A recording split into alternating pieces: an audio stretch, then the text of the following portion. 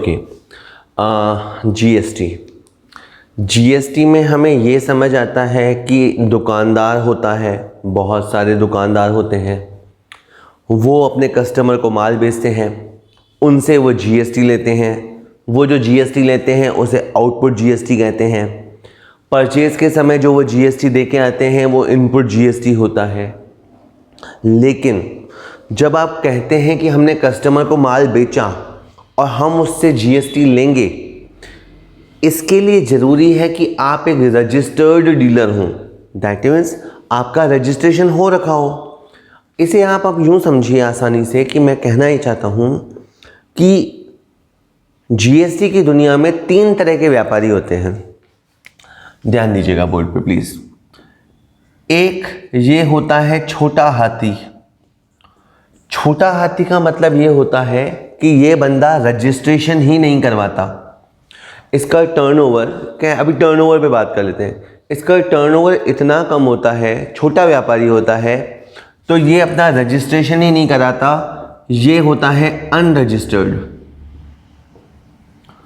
तो अनरजिस्टर्ड होने का क्या मतलब है? समझो ये गरीब आदमी है, इसे ना तो जीएसटी लेना है, हाँ परचेज करने पे चुकाना तो है, लेकिन ग्राहकों से सेल करने पे जीएसटी लेना ही नहीं है। एक होता है मीडियम साइज का हाथी। ये जो हाथी है ये है मीडियम साइज का। ये बंदा अपना रजिस्ट्रेशन करवाएगा और उसके बाद ये बंदा कंपोजिशन स्कीम ले लेगा। रजिस्ट्रेशन कराने के बाद ये बंदा कंपोजिशन स्कीम ऑप्ट करेगा। हालांकि आज का अपना लेक्चर कंपोजिशन स्कीम पे नहीं है, बट सुन लीजिए। तीसरा होता है बड़ा हाथी, बहुत ही बड़ा हाथी, बड़े बड़े हाथी। ये बंदा अपना रजिस्ट्रेशन कराएगा, हाँ जी, और बिल्कुल जो सिस्टम बनाया गया है उस सिस्टम को फॉलो करेगा। जीएसटी वसूल करना, जो पीछे जीएसटी दे के आए उसे लेस करना, जिसे बोलते हैं जीएसटी की क्रेडिट लेना। ठीक है, इंडिया में हर तरह के व्यापारी हैं, तीनों ही तरह के व्यापारी मौजूद हैं। अगर मैं यूँ एक आपको आइडिया दे दूँ तो इसे आप कह दो 70%, 20%, 10%। 70% व्यापारी हैं, दुकानें लगा के बैठे हैं, लेकिन रजिस्ट्रेशन कराने की ज़रूरत ही नहीं है क्योंकि बहुत छोटे हैं। अब देखो, बार बार मैं कोई मतलब ऐसा नहीं है कि छोटे हैं करके मैं चिढ़ा रहा हूँ। मैं केवल ये समझाना चाहता हूँ कि आपको पहले ये बेसिक पता होना चाहिए कि हमें जीएसटी में अपना रजिस्ट्रेशन कराना है या नहीं कराना है। उसके लिए समझो एक थ्रेश होल्ड लिमिट होती है। थ्रेश होल्ड लिमिट एक मॉनिटरी लिमिट होती है। मैंने पीछे अभी टेबल बना रखी है कि किस पे कितनी लागू होती है। मोटे मोटे 3 फिगर आप याद रख लो, 10 लाख का अमाउंट, 20 लाख का अमाउंट और 40 लाख का अमाउंट। ठीक है, मैं अभी एक बार पढ़ देता हूँ और फिर तीनों को आपको बता भी दूंगा। ठीक है, आइए बोर्ड पे आ जाइए। Threshold limit ₹10 lakh. 10 lakh की लिमिट कहाँ देखी जाएगी? मणिपुर, मिजोरम, नागालैंड, त्रिपुरा। किस तरह याद करने? जी हाँ, ये कुछ स्पेसिफाइड स्टेट्स हैं या स्पेशल स्टेट्स हैं। यहाँ पे अब एक बंदा दुकान लेके बैठा है, सिंपल दुकान लेके बैठा है और 10 लाख से ज़्यादा की सेल कर देता है तो फिर उसे जीएसटी रजिस्ट्रेशन कराना पड़ेगा। 10 लाख से कम सेल है तो उसे जीएसटी रजिस्ट्रेशन कराने की ज़रूरत नहीं है। तो एक तो क्या है, मणिपुर, हाँ मणिपुर उड़ गई, मणिपुर। ठीक है, एक है नागालैंड। नागालैंड में आप लैंड हटा के बाकी समझ लो, नागा साधु होते हैं जैसे। आप प्लीज़ आप वहाँ के हैं तो बुरा मत मानिएगा, ये अपने याद करने के लिए बोला है। मणिपुर, नागालैंड, त्रिपुरा और क्या है, मिज़ोरम। ठीक है, ये नॉर्मली आप तब सुनते हैं जब आप मौसम समाचार सुनते हैं ना, तब इन स्टेट्स के नाम सुनते हैं, वरना आप लोगों को याद भी नहीं आते हैं। ठीक है, सो यहाँ पे चूँकि देखो, आप देखो ये अभी इतने डेवलप नहीं हुए हैं, इंडिया के सारे हिस्से बराबर डेवलप नहीं हुए हैं, तो यहाँ पे 10 लाख के अंदर अगर सेल होगी तो उसे रजिस्ट्रेशन नहीं कराना, इससे ज़्यादा होगी तो कराना है। सिंपल, तुम्हें समझ में आ गया है? आ जाओ। 20 लाख की लिमिट क्या है? 20 लाख की लिमिट है अरुणाचल प्रदेश, जम्मू एंड कश्मीर, मेघालय, पुडुचेरी, सिक्किम, तेलंगाना, उत्तराखंड और मैं बोलता हूँ पूरे इंडिया में। क्या सर? हाँ जी, पूरे इंडिया में भी यही लिमिट है।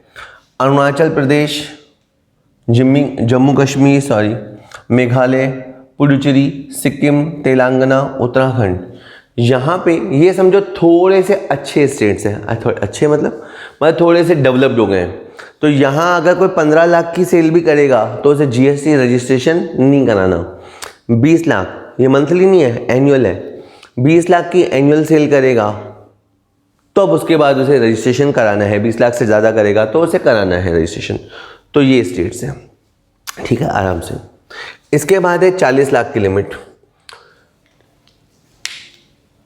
अगर 40 लाख की लिमिट क्या है, इसे आप यूँ समझिए, मोटा फिगर आप 20 लाख समझो। अगर कोई बंदा केवल माल बेचता है, सर्विस नहीं देता, तो फिर लिमिट है 40 लाख की। मान लीजिए मैं अनाज बेचता हूँ, 35 लाख का केवल अनाज बेचा, सर्विस नहीं दी, किसी भी तरह की सर्विस, जैसे मुझे रेंट आना या ट्यूशन फीस आना या ऐसा कुछ भी इनकम नहीं है। यानी इनकम जनरेट होती है केवल गुड्स सेल करने से, तो मेरे लिए लिमिट है 40 लाख की, ठीक है। और अगर मान लीजिए कि मैं यूँ समझो कि 18 लाख रुपए का तो माल बेचता हूँ और 3 लाख की सर्विस देता हूँ, तो 18 लाख और 3 लाख कितना हो गया? 21 लाख। तो फिर मुझे रजिस्ट्रेशन कराना होगा। इसे आप मोटे तौर पे समझिए, दिमाग में आप 20 लाख रखिए। 10 लाख एक्सेप्शनल है। 10 लाख की लिमिट केवल 4 स्टेट्स में है, मणिपुर, नागालैंड, त्रिपुरा, मिजोरम, वहाँ पे 10 लाख की लिमिट है। 40 लाख की लिमिट किसके लिए है? ओनली गुड्स के लिए, ओनली गुड्स के लिए। अब ओनली गुड्स में से भी 3 प्रोडक्ट जैसे आइसक्रीम, तंबाकू वगैरह, इनको हटाया है। देखिए एक और आता है नियम, 20 लाख की limit for supply of ice cream, पान मसाला, तंबाकू प्रोडक्ट। अगेन कोई आदमी मान लो कहता है मैं तो सर केवल आइसक्रीम बेचता हूँ, मैं सर्विस नहीं देता, केवल आइसक्रीम बेचता हूँ, एक वस्तु बेच रहा हूँ, तो मेरे पास 40 लाख की लिमिट है। नहीं, तेरे ऊपर 20 लाख की लिमिट है। तो 3 लोगों को एक्स्ट्रा वरदान दिया गया है, पान मसाला, तंबाकू और आइसक्रीम, इनके ऊपर लिमिट 20 लाख की है। कि सर ऐसे तो हम कंफ्यूज हो जाएंगे। कंफ्यूज ना हो इसी के लिए अभी इसके बाद हम क्वेश्चन भी करेंगे। अदरवाइज मोटे तौर पे ये तो तुम्हें समझ में आ रहा है, ऐसी बात नहीं है कि 10 लाख की लिमिट कुछ राज्यों के लिए, 20 लाख की लिमिट सबके लिए। जो केवल गुड्स प्रोवाइडर हैं, जो केवल गुड्स बेचा करते हैं, उनके लिए कितनी लिमिट है? 40 लाख की लिमिट है, ठीक है। तो फिर सर इनको अलग क्यों किया? देखो, इनमें 20 लाख की लिमिट लेते समय गुड्स और सर्विस अपने को दोनों देखना है, ठीक है। मोटे तौर पे यही नियम है। अब अपन इन नियमों का प्रैक्टिकल एग्जीक्यूशन देखेंगे। और वैसे मैं हमेशा आपको कहता हूँ, आप वीडियो सुनिए, मेरे या किसी के भी बहुत अच्छे वीडियोस और लोगों ने बना रखे हैं, आप उनको सुनिए, लेकिन उसके बाद एंड ऑफ द डे आप बुक में से पढ़िए। और जो लोग कानून की दुनिया में जाना चाहते हैं वो तो फिर बेयर एक्ट पढ़िए। यानी अगर कहूँ, सिंपल पढ़ने का तरीका ये है कि पहले एक टीचर से सुन लीजिए, जो कि ऑफलाइन हो सकता है या ऑनलाइन मोड ऐसा हो सकता है जैसा चल रहा है, ठीक है। लेकिन उसके बाद अपने को बुक से रीडिंग करनी है, एग्जाम्पल क्वेश्चंस लगाने ही हैं। और जिन्होंने लॉ की दुनिया में नाम करना है उनको बेयर एक्ट पढ़ना चाहिए, उनको आइडिया मिल गया कि चीज़ को पढ़ा समझा कैसे जाता है, और फिर डीप डाइव करना चाहिए और वहाँ से पढ़ाई करनी चाहिए। चलिए,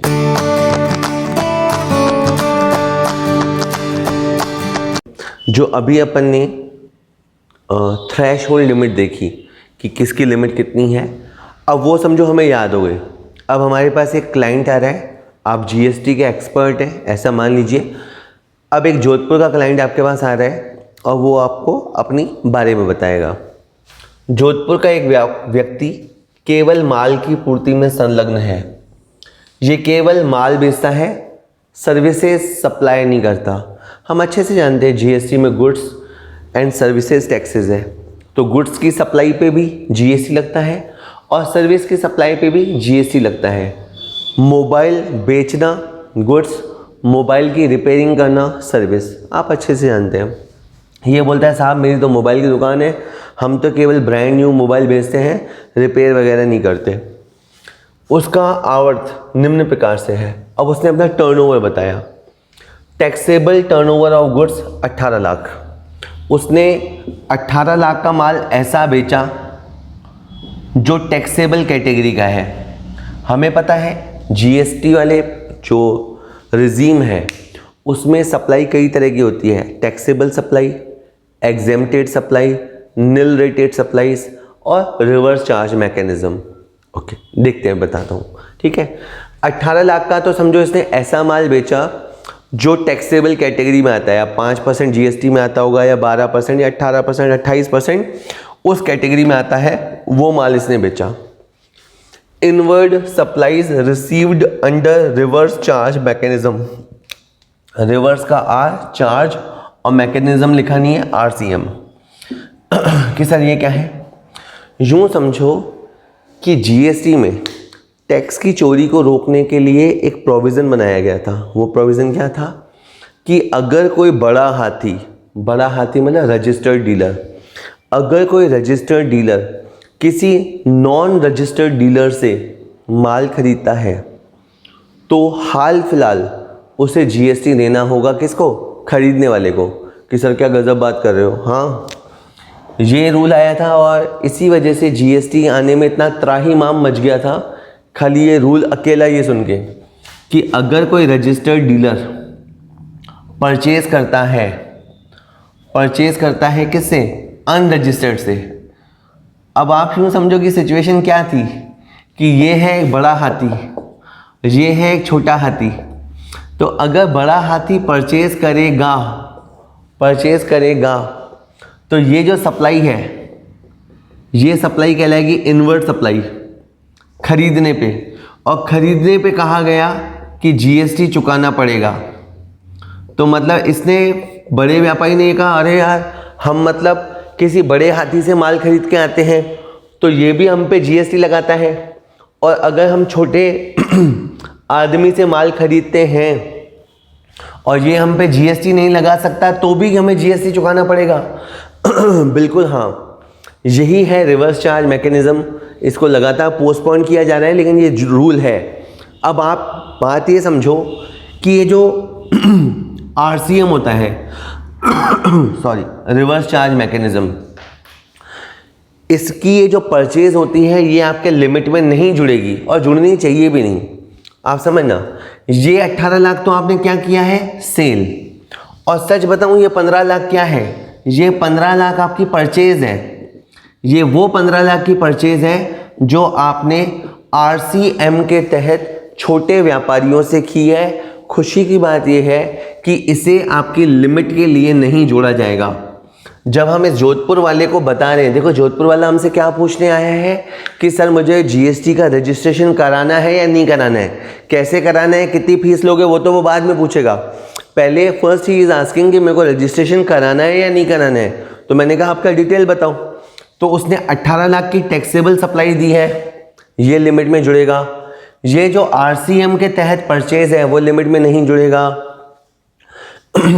exempted supply of goods 6 lakh, उसने बताया कि सर 6 लाख का मैंने और सामान बेचा और वो एग्जेम्प्ट कैटेगरी का है। 6 लाख का इसने सामान ऐसा बेचा जो एग्जेम्प्टेड कैटेगरी का है, जिसमें समझो जीएसटी नहीं लगता, फिर भी उसे लिमिट में जोड़ा जाएगा। मैंने कहा जीएसटी लगना ना लगना बात की बात होता है, पहले रजिस्ट्रेशन होता है और रजिस्ट्रेशन के पर्पज से एग्जेम्प्टेड सप्लाई भी जुड़ेगी। इसके अलावा इसने कहा कि सर मैंने 4 लाख का एक्सपोर्ट किया है। तो मैंने कहा भाई साहब ये भी आपकी थ्रेश होल्ड लिमिट है तो जुड़ेगा। अब आप समझो बात को, पहली स्लाइड में जो आपने देखा ना 20 लाख की लिमिट है, 40 लाख की लिमिट है, वो तुमने सही देखा। बात ऐसी है कि लिमिट लेते समय क्या क्या देखा जाएगा। तो अगर आपने टैक्सेबल सप्लाई दी है तो वो जुड़ेगा। आपने एग्जेम्प्टेड सप्लाई दी है तो जुड़ेगा। आपने एक्सपोर्ट सप्लाई दी है जिसको निल रेटेड बोलते हैं, निल रेटेड सप्लाई, वो भी जुड़ेगा। लेकिन जो आपकी परचेजेस है ड्यू टू आरसीएम मैकेनिज्म, वो आपको नहीं जोड़ना। अब ये सब अगर मैं जोड़ता हूँ तो इसकी टोटल होती है 28 लाख। फिर मैंने यानी अपन टैक्स एक्सपर्ट हैं ऐसा मानते हैं, तो मैंने उस जोधपुर वाले को पूछा कि भाई आप केवल गुड्स में डील करते हो या सप्लाई भी देते हो या सर्विसेज भी सप्लाई करते हो? उसने कहा सर ओनली गुड्स। मैंने कहा ओनली गुड्स, पक्का, मम्मी की कसम? बोले हाँ सर पक्का, मम्मी की कसम, मैं खाली माल सप्लाई करता हूँ। तो मैंने कहा जाओ निकल जाओ मेरे ऑफिस के बाहर। ऐसे क्लाइंट को कभी बोलना नहीं, लेकिन मैं इसको बोलूँगा अंकल आप तो जाओ, मस्त रहो, आपके लिए लिमिट कितनी है? 40 लाख की। 1 अप्रैल 2019 से आप लोगों के लिए लिमिट, आप लोगों के लिए इन द सेंस जो केवल और केवल गुड्स में डील करते हैं उनके लिए लिमिट 40 लाख की है। चूंकि इसका टर्नओवर समझो 40 लाख भी नहीं है, इसका टर्नओवर 40 लाख भी नहीं है, तो इसे रजिस्ट्रेशन कराने की ज़रूरत नहीं है। No registration required. कि सर फिर मतलब आपके लिए जीएसटी के प्रावधान है ही नहीं। जीएसटी में जो रिटर्न वगैरह भरे जाते हैं उन सब लफड़ों से आप मुक्त हो गए। आप छोटे व्यापारी हो इसलिए आप मुक्त हो गए। जाओ आप टेंशन फ्री होकर धंधा करो, कचौड़ी समोसा बेचो, जो बेचना है बेचो, कोई दिक्कत नहीं है। ठीक है। क्वेश्चन दूसरा आता है कि यदि वह तेलंगाना का व्यक्ति है तो क्या आपका उत्तर भिन्न होगा? अब तेलंगाना के लिए जो लिमिट है वो 20 लाख की लिमिट है। वहां पे गुड्स हो और या एंड इस तरह का शब्द है। अब आप समझा, वो जो व्यक्ति कुछ स्टेट्स आए थे लाइक तेलंगाना, उत्तराखंड, जम्मू कश्मीर, अरुणाचल प्रदेश, सिक्किम, ठीक है ना, पिछली स्लाइड को स्क्रीनशॉट से खींच लेना। वहां पे व्यक्ति माल बेचे या सर्विस दे या दोनों काम करे या दोनों में से एक काम करे, वहां पे लिमिट 20 लाख की है। रिपीट, माल बेचे, सर्विस दे, दोनों काम करे, दोनों में से कोई एक काम करे, वहां लिमिट 20 लाख की है। तो अगर ये प्राणी तेलंगाना में पाया जाता तो इसको रजिस्ट्रेशन करवाना होता, तो इसके लिए सेकंड टाइम में रजिस्ट्रेशन यस होता। इन सेकंड केस अगर वो व्यापारी तेलंगाना का है तो हमारा आंसर चेंज होगा, यस, हमारा आंसर चेंज होगा और उसे रजिस्ट्रेशन लेना होगा। और तीसरा और आखिरी क्वेश्चन, यदि वो उपरोक्त के अलावा 2 लाख रुपए की एग्जेम्प्ट सर्विसेज देता तो भी क्या आपका उत्तर भिन्न होगा? देखो, थोड़ी देर पहले उसने क्या कहा था? मम्मी की कसम मैं केवल माल बेचता हूं। अब के बाद ऐसा है कि वो 28 लाख का तो गुड सप्लाई करता है और साथ ही साथ वो 2 लाख रुपए की सर्विसेज, 2 लाख की सर्विसेज भी देता है, चाहे वो टैक्सेबल कैटेगरी की हो चाहे वो एग्जेम्प्टेड कैटेगरी की हो।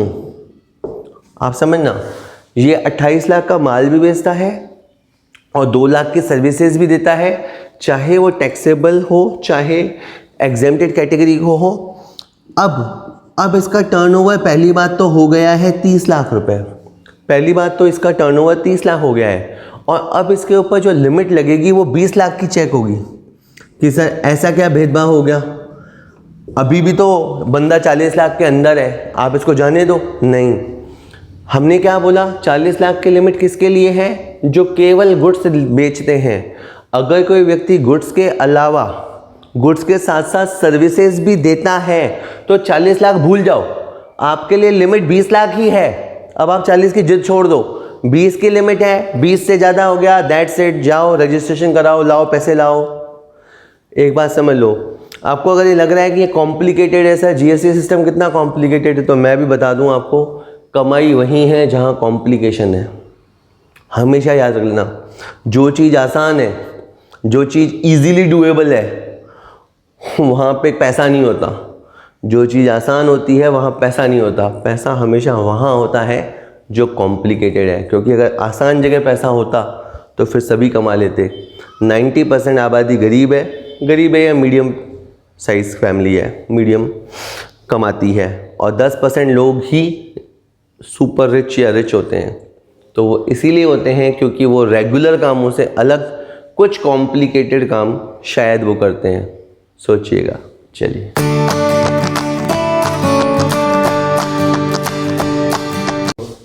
क्वेश्चन एक और है, एक बार फिर हम चेक करेंगे कि व्यापारी को रजिस्ट्रेशन कराना है या नहीं कराना है। निम्न सूचनाओं से राजस्थान के एक व्यापारी का सकल आवर्त, सकल यानी ग्रॉस, ग्रॉस यानी कुल टोटल, आवर्त यानी टर्नओवर ज्ञात कीजिए तथा बताइए कि क्या उसे CGST एक्ट 2017 में रजिस्ट्रेशन करवाना आवश्यक है अथवा नहीं। वाकई में सबसे इम्पॉर्टेंट क्वेश्चन है कि आप GST के दायरे में आते भी हैं या नहीं आते हैं। सबसे पहले इसने लिखा है taxable goods sold 3,54,000 including CGST and SGST। पहले पॉइंट में उसने 3,54,000 का माल बेचा इंक्लूसिव GST मिलाते हुए 3,54,000 रुपये का माल उसने बेचा। इसमें से आप 54,000 जो GST का है वो हटा दो। इसने 3 लाख का माल ऐसा बेचा जो टैक्सेबल कैटेगरी का है, जो टैक्स में आता है 5, 12, 18 या 28 में। Second, exempted goods sold 3 lakh का उसने ऐसा माल बेचा जो एग्जेम्प्टेड कैटेगरी में है, जिस पे GST नहीं लगता। GST नोटिफिकेशन निकलता है कि भाई ये वस्तुएं एग्जेम्प्ट की जाती है, जैसे सब्जी फ्रूट एग्जेम्प्ट किए जाते हैं। तो अगर आपने वो बेचे हैं तो वो भी एक बार के लिए तो जुड़ेंगे। मैं ये नहीं कह रहा कि इस पे GST लगता है, नहीं। अभी ये चेक हो रहा है कि रजिस्ट्रेशन आपको कराना है या नहीं कराना है, उस पर्पस से एग्जेम्प्टेड सप्लाई को भी जोड़ा जाएगा। Exempted services provided 4.5 lakh. इसी तरह से इसने 4.5 लाख की एग्जेम्प्टेड सर्विसेज दी हैं। देखिए, टैक्सेबल सर्विसेज का मतलब होता है वो सर्विसेज जिन पे आप सामने वाले से GST लेने के हकदार हैं। एग्जेम्प्टेड सर्विसेज का मतलब है आप अपनी सर्विस का पैसा ले सकते हैं लेकिन उस पर GST नहीं ले सकते। फॉर एग्जांपल, अगर मैं किसी को ट्यूशन्स देता हूँ तो वो टैक्सेबल सर्विस है, उसमें मैं ट्यूशन का पैसा लूँगा और GST भी लेने का हकदार हूँ। लेकिन अगर मैं किसी को रहने के लिए घर देता हूँ, वहाँ पे भी मैं सर्विस दे रहा हूँ, लेकिन उस सर्विस पे मैं GST नहीं ले सकता।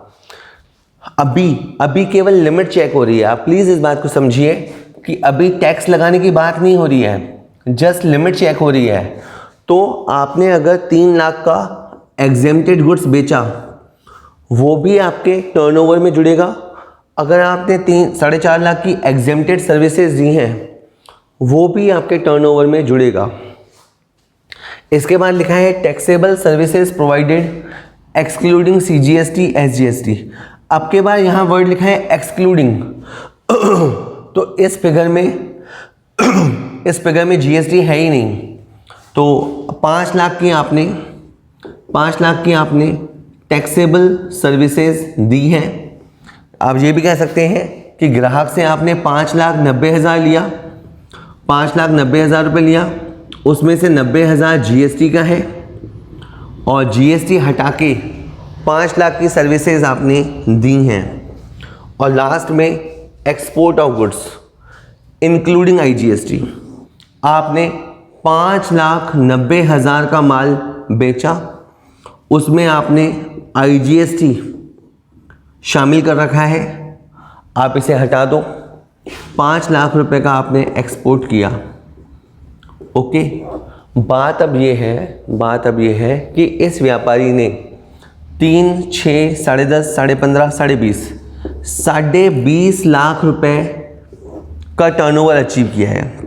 पहली बात तो ये समझ लो कि इस व्यक्ति ने 20.5 लाख का टर्नओवर अचीव किया है। अब ये देखने वाली बात है कि आप इसे 20 लाख से कंपेयर करेंगे या 40 लाख से कंपेयर करेंगे। तो 40 लाख का वरदान किसको मिला है? 40 लाख का वरदान किसको मिला है? Only goods. जो केवल माल बेचे उसके लिए 40 लाख की लिमिट चेक करनी है। ये व्यक्ति गुड्स भी बेचता है और सर्विसेज भी बेचता है। गुड्स और सर्विसेज बराबर होने की भी ज़रूरत नहीं है। थोड़ी सी भी सर्विस अगर देता है तो इसके लिए लिमिट कितने की है? 20 लाख की। इसकी लिमिट 20 लाख को क्रॉस कर गई है। Registration is mandatory. ऐसे व्यक्ति को जिसका टर्नओवर 20 लाख को क्रॉस कर गया है और वो गुड्स और सर्विस दोनों सप्लाई करता है, तो उस व्यक्ति ने मैंडेटरी अपना रजिस्ट्रेशन करवाना होगा। अब बाद में सुनना, रजिस्ट्रेशन करवाने के बाद ये बंदा कंपोजिशन स्कीम में जाता है या जो आपका नॉर्मल इनवॉइस सिस्टम होता है उसमें जाता है, इसके ऊपर अपना अगला वीडियो आएगा। चलिए।